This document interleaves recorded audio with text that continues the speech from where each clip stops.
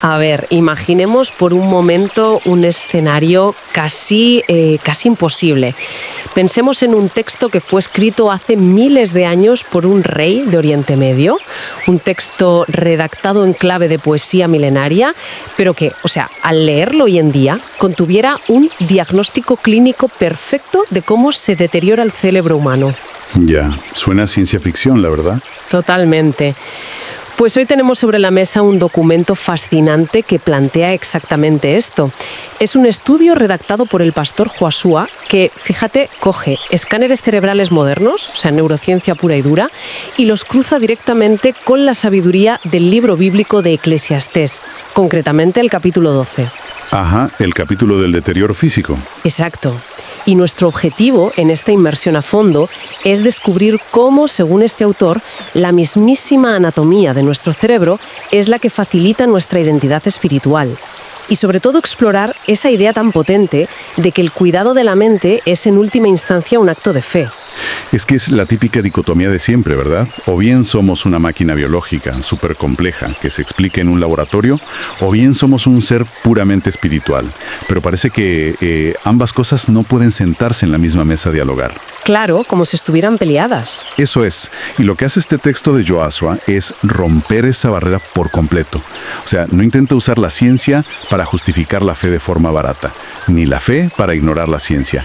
Más bien detalla cómo ambas convergen, cómo se unen para explicar al ser humano en toda su complejidad. Vale, vamos a desgranar esto.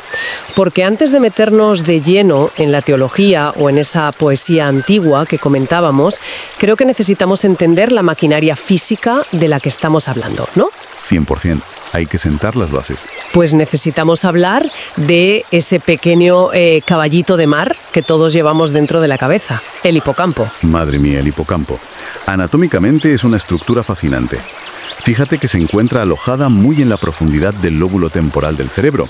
Tenemos uno en cada hemisferio, de hecho. Uno a cada lado. Sí, exacto. Y efectivamente su nombre viene del griego porque su forma curva recuerda muchísimo, pero muchísimo a un caballito de mar. Y el documento de Joshua se apoya en la neurociencia más moderna para destacar sus 4 funciones vitales, empezando por la más crucial de todas, que es la consolidación de la memoria. A ver, para entenderlo bien, porque a menudo la gente piensa en la memoria como si fuera, el disco duro de un ordenador. Tú guardas ahí un archivo, una foto, y ahí se queda para siempre. Ya, es el mito más común.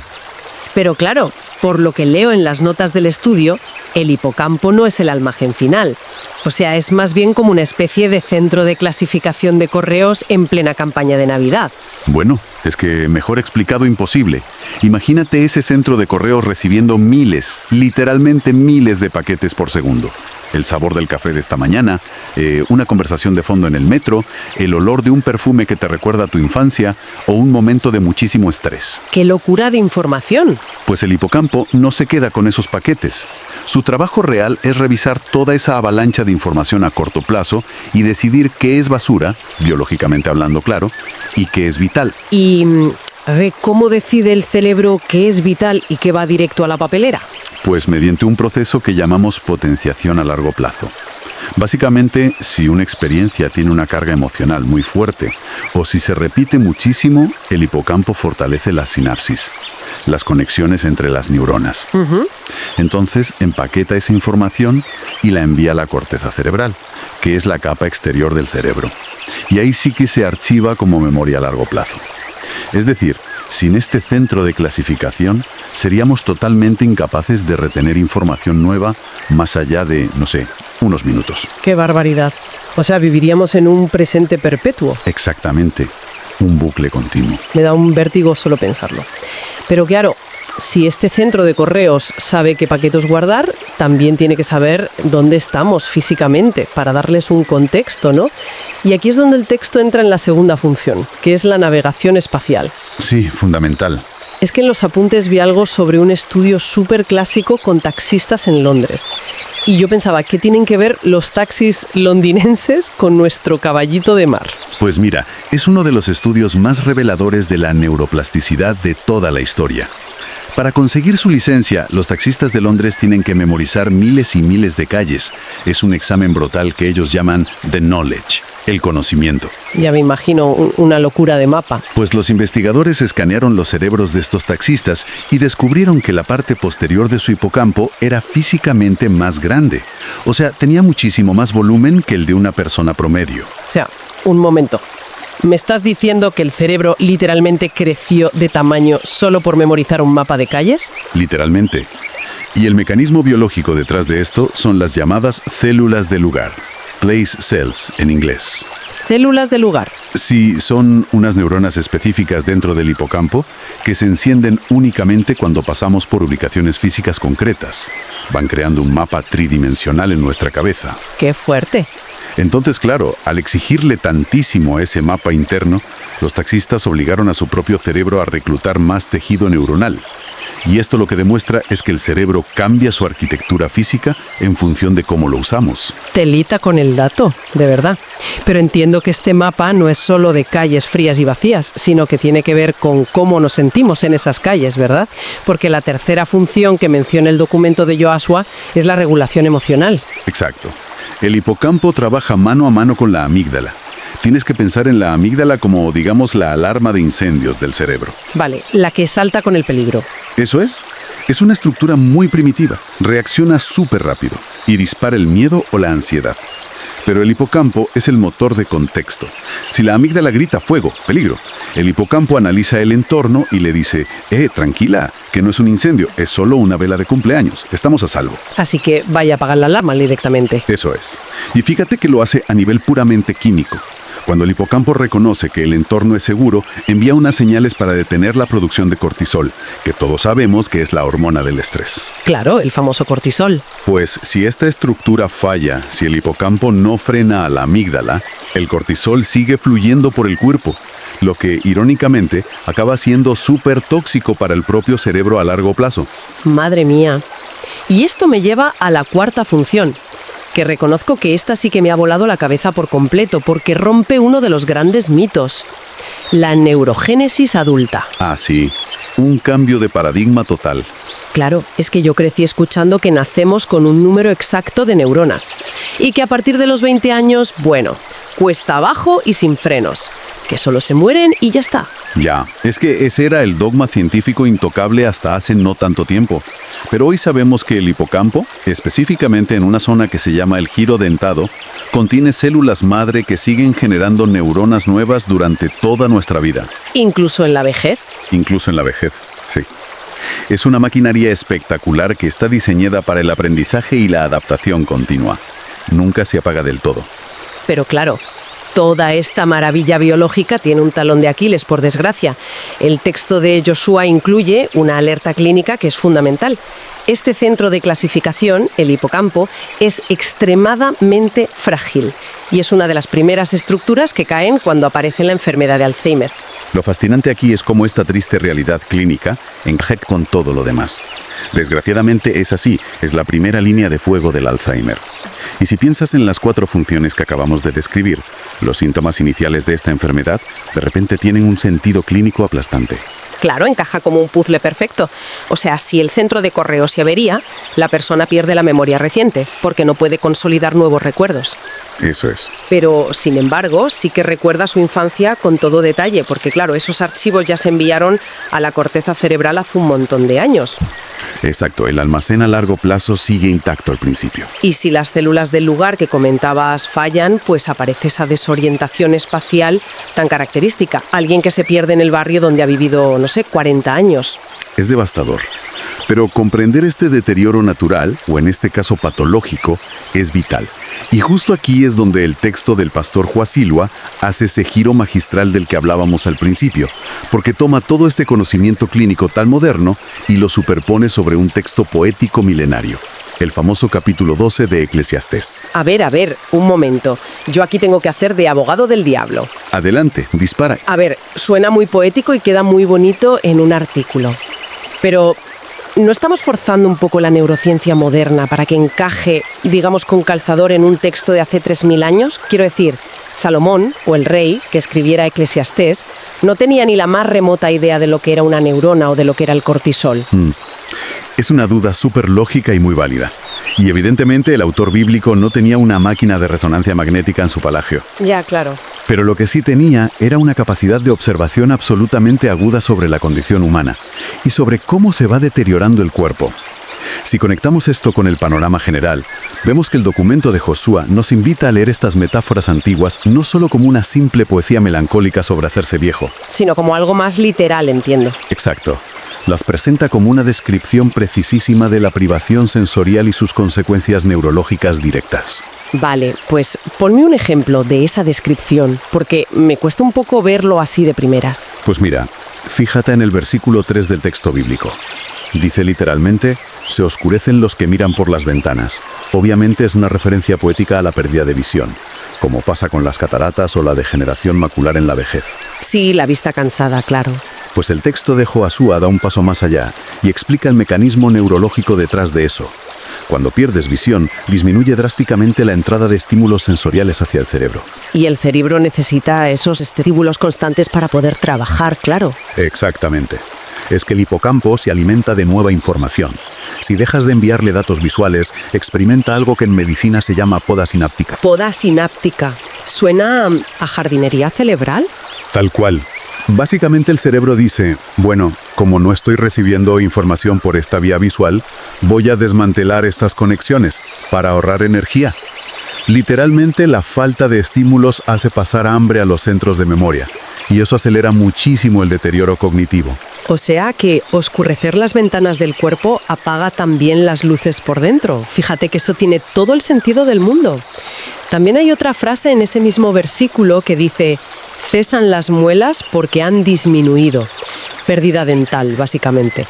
Que a simple vista parece, un inconveniente estético o digestivo muy típico de la edad. Sí, un problema de dentista sin más. Pero el impacto sistémico es enorme. La dificultad para masticar lleva a las personas mayores a consumir dietas más blandas. Claro, purés y cosas así. Exacto.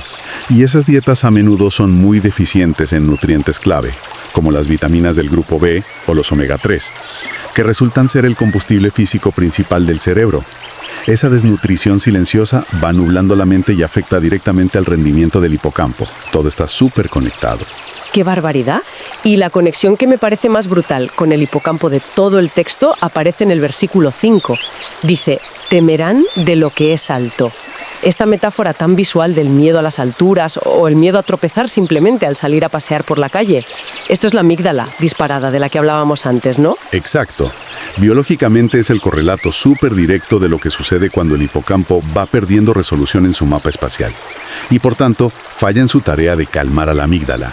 Ya no le puede decir que no hay fuego. Justo. Si tu brújula Intelgra ya no te dice con precisión dónde está el escalón o dónde termina la acera y empieza la carretera, el mundo exterior deja de ser un lugar seguro. Se vuelve una amenaza constante para el cerebro. Y ahí aparece una ansiedad que puede ser paralizante en la vejez. Claro, es la maquinaria perdiendo su calibración por completo. Y todo este diagnóstico clínico tan profundo culmina en el versículo 7 de Eclesiastés, con esa frase famosísima que todos hemos escuchado. El polvo vuelva a la tierra y el espíritu vuelva a Dios. Un cierre poético tremendo. Sí. Y aquí el texto de Josué hace una distinción muy clara. Reconoce ese desgaste físico e inevitable de las neuronas, del envase, por así decirlo, pero lo contrasta directamente con la identidad espiritual. Hay una frase en el estudio que me pareció brillante. Dice, el alma no duerme. Así es. La ciencia se encarga de estudiar el contenedor, el envase. Pero la fe, según este enfoque de Joshua, revela el contenido eterno de la persona. Y de nuevo, si conectamos esto con el panorama general, vemos que Eclesiastés en ningún momento condena la vejez. No la ve como un castigo. Ni ve el deterioro cognitivo como un fracaso personal. Simplemente describe el ciclo natural del envase físico. La propuesta pastoral de Joshua es que, sabiendo que el cuerpo decae inevitablemente, nuestra responsabilidad es aprovechar esa maquinaria cerebral mientras funcione de manera óptima para invertir en lo eterno. Lo cual nos lleva de cabeza al terreno práctico, que es lo que más me gusta. Si mi contenedor se va a desgastar sí o sí, ¿cómo lo uso hoy? Esa es la clave. El documento detalla varios puntos de integración donde esta biología pura se encuentra con la práctica espiritual. Y me llama muchísimo la atención el primero, sobre la memoria. La define como un don para la adoración. Sí, la premisa de Josué es muy sencilla pero a la vez muy profunda. Si existe un diseño biológico tan sumamente asombroso para retener hechos y vivencias, la aplicación teológica es que debe usarse intencionadamente para recordar un propósito superior. Llenar el archivo con cosas buenas. Exacto. Se trata de llenar activamente el hipocampo con las escrituras, con testimonios, con pensamientos constructivos. Al hacer esto, no solo estás aprendiendo algo a nivel intelectual, estás forjando físicamente una identidad resiliente en la propia arquitectura de tu cerebro. ¡Qué locura! Y el segundo punto rompe un poco el estigma terrible de la vejez, apoyándose en lo que hablábamos antes de la neurogénesis adulta. Puesto que el cerebro sigue creando neuronas nuevas hasta el último día de nuestra vida, los mayores no son, digamos, recipientes que se están vaciando sin más. Son portadores activos de sabiduría, su cerebro sigue adaptándose al entorno. Totalmente. Y luego el tercer punto vuelve a la amígdala y a esa necesidad de regulación emocional. Joshua sugiere que la fe proporciona un marco de significado vital frente al estrés o el sufrimiento. Ojo, el acto de orar no se plantea aquí como repetir palabras vacías al aire o como un mero escape psicológico para sentirse mejor. No. Lo plantea directamente como un recableado físico del cerebro. Y esos niveles tóxicos de cortisol de los que hablábamos, asentando la mente. A ver, aquí es donde se pone realmente interesante para mí. Porque en los entornos religiosos, normalmente cuando se habla de santificación o de renovar la mente, suele sonar a algo muy etéreo, ¿verdad? Sí, muy abstracto todo. Claro, como una nube mística que flota por ahí en el reino del alma y ya está. Pero este texto redefine la santificación como una neurogénesis espiritual. Es decir, cuando alguien cambia sus hábitos de pensamiento mediante la disciplina espiritual, está a nivel celular recableando sus circuitos cerebrales de verdad. Hace que la fe sea algo increíblemente tangible. Y para aterrizar toda esa tangibilidad, el autor lanza dos preguntas de reflexión al lector. Y funcionan como un espejo brutal. La primera es muy directa, dice: ¿qué recuerdos estoy consolidando en mi mente que me acercan o alejan de mi propósito en Cristo? ¡Buah! Es una auditoría completa a la dieta mental de cada uno. Te obliga a evaluar la influencia neurológica real de lo que miras en la pantalla del móvil, de las conversaciones que sostienes cada día o de las cosas a las que les das vueltas en la cabeza justo antes de dormir. Todo eso está exigiéndole a tu hipocampo que consolide esa información a largo plazo. Es que, claro, ningún pensamiento es neutral entonces. Todo está construyendo tejido cerebral. Exactamente. Y la segunda pregunta tira de la metáfora espacial. Pregunta: si mi hipocampo me ayuda a navegar espacios físicos, ¿cómo estoy usando mi brújula espiritual para navegar decisiones, relaciones y propósitos eternos? Me parece una analogía súper potente.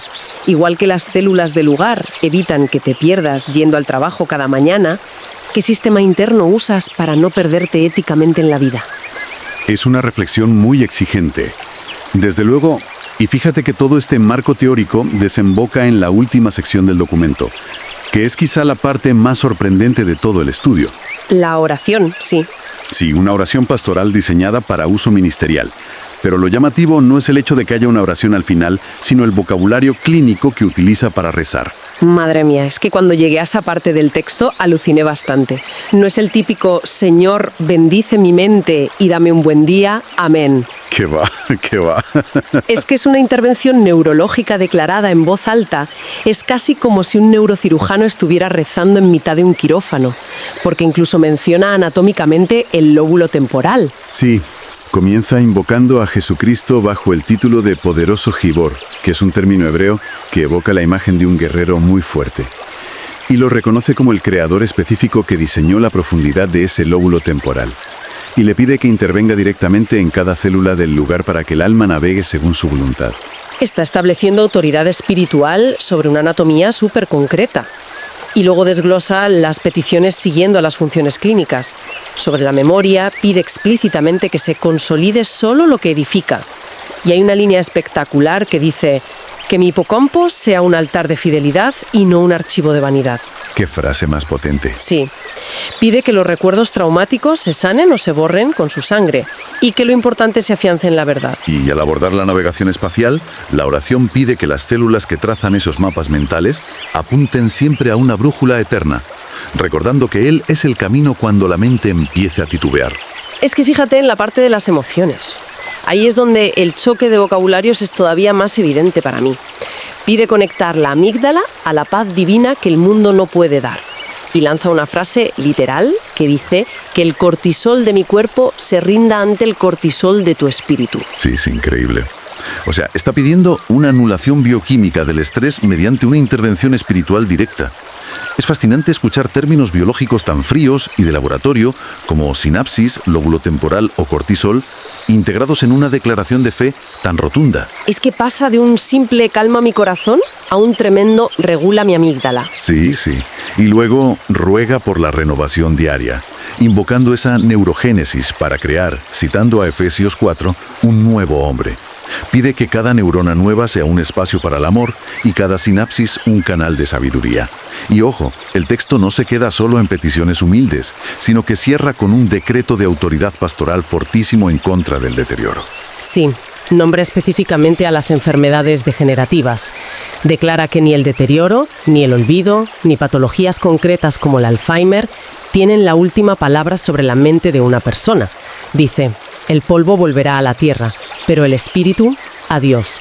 Y pronuncia esto en contra de cualquier fuerza que busque robar, matar o destruir la claridad mental de la persona. Y esto plantea una pregunta importante. Nos lleva a analizar el impacto mecánico y real de este tipo de prácticas contemplativas. Independientemente de las creencias religiosas de cada persona, cuando alguien pronuncia palabras con ese nivel absoluto de convicción, oponiéndose frontalmente al miedo, recibiendo una esperanza estructurada como una realidad presente, no futura, el nivel de concentración es altísimo.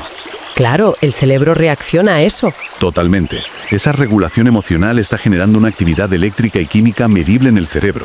Está alterando la neuroplasticidad en tiempo real y fortaleciendo las redes neuronales asociadas a la resiliencia y a la paz. O sea, es la maquinaria biológica trabajando a su máxima capacidad, pero impulsada por un motor puramente espiritual. El estudio de Joshua realmente logra que la ciencia médica y la sabiduría milenaria se den la mano sin que ninguna de las dos pierda ni un gramo de su rigor. En resumen, creo que hemos explorado un mapa súper detallado de cómo el hipocampo humano, con todas sus obligaciones físicas de memoria y navegación, refleja un llamado muchísimo más profundo. Hemos visto cómo la ciencia detalla meticulosamente el desgaste inevitable del contenedor del cuerpo, mientras que textos antiguos como Eclesiastés iluminan la trascendencia y el cuidado del contenido. Y subraya además la necesidad vital de mantener nuestra brújula interna bien calibrada frente al estrés y la ansiedad. Porque, y creo que esto es fundamental para quienes nos escuchan hoy, la atención nunca es inofensiva. Cada pensamiento al que le damos espacio, cada preocupación a la que permitimos anidar en la cabeza y cada pieza de información que decidimos consumir hoy en día está esculpiendo la arquitectura física del cerebro en este preciso instante. ¿No hay pausas en eso? No. El centro de correos de nuestro lóbulo temporal nunca descansa. Está constantemente decidiendo qué desechar y qué convertir en parte permanente de quienes somos a largo plazo. Sí, es un proceso incesante de construcción de identidad a través de la neuroplasticidad. No somos entes estáticos. Entonces, ¿qué significa todo esto al final del día? Pues nos deja frente a una realidad que es un poco abrumadora, pero a la vez muy esperanzadora. Si nuestro cerebro está en un estado constante de recableado, si el hipocampo está creando nuevas neuronas mediante la neurogénesis adulta, basándose estrictamente en aquello a lo que le prestamos atención, la pregunta es obligada para todos. ¿Qué tipo de mapa mental completamente nuevo se podría llegar a construir de aquí a un solo año? Simplemente con atreverse a cambiar radicalmente la dieta diaria de pensamientos, de lecturas y de influencias. Es el recordatorio definitivo de que somos, a nivel celular y espiritual, los arquitectos de nuestra propia mente. Hasta la próxima exploración a fondo.